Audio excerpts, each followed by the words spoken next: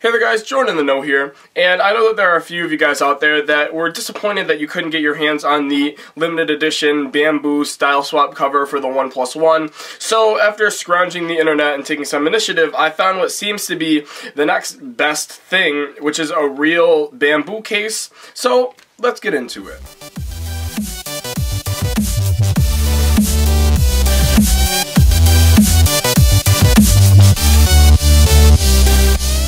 I've been using this case for a few weeks, and if you're looking for something to replace that area on your phone where the bamboo style swap cover should be, then this is really the best that you're going to get. I found this case on Amazon being sold by KW Mobile, but there are some other retailers that also sell this case.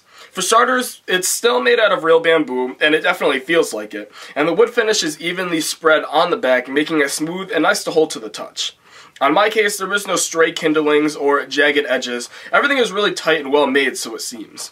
The sides of the case are nice and smooth, but the top and the bottom get a little bit of a texture change, probably because of the grain of the wood, and it really just feels a little rough. Putting the case on was really simple. It's a two-part case, so you slide in one part and then the second half just locks into place. And once it's on, it only leaves a little bump where the split is. Now, having this case, you're going to have to know a few things. One is that the micro USB port will really only work with the stock charger, unless you don't mind taking the case off every night to charge. And the headphone jack definitely will not be able to fit anything larger than the standard headphones. Other than that, all the ports are pretty much open and can function like most cases. The speaker and microphones have more than enough clearance to function as normal, and of course the camera does too. But one thing in particular that may bother you is gaining access to the power and volume buttons. It's not that it's difficult to press. It's just that you have to change the angle that you press it to get around the wooden lip surrounding the volume and power buttons. Speaking of lip though, while most cases have a few millimeters or so that protrude from the phone to protect your screen whenever you're putting it face down, the lip is just high enough to place it on a flat surface, but probably not enough to protect against drop. So if I were you, I'd put a tempered glass screen protector on it just in case. Another thing that you should know is that this isn't really the thinnest case in the world. Sure, it doesn't really add too much bulk, but for someone who likes their cases thin like me, it was really a stretch trying to get used to it. Now, don't get me wrong, after a week or so I became content, but after this review I probably won't use this much longer, but for a somewhat different reason that I'll come back to. Putting on a thick-ish case on an already big phone, it's kind of annoying to handle. Not to mention that the case sort of curves on the outside, so texting on a flat surface isn't really going to happen. And another small detail about this case I want to mention is the holes for the volume button. I'd already covered them, but I just want to point this out. At first, it seemed really annoying them being indented, and I kind of wish that KW Mobile included some volume rockers on this outside.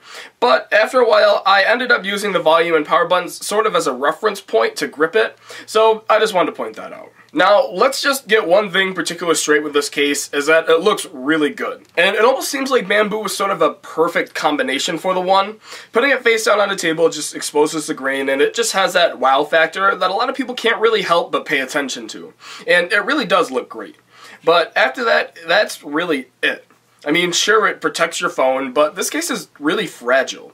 And after taking it on and off a few times, the velvet on the inside has started to peel off. And on closer inspection, I keep finding new cracks in an area where the case is actually broken that weren't there before. And I feel like this case is just gonna fall apart. This is something that another great YouTuber, KP Smith, pointed out, that your best bet is really not to take the case off at all, and you really should be fine. And that's really the final verdict. As long as you don't take the case off, and you're lucky, this $10 case can really last you a long way. But anyways guys, this has been Jordan in the Know. Thank you so much for watching, and I will see you in the next one.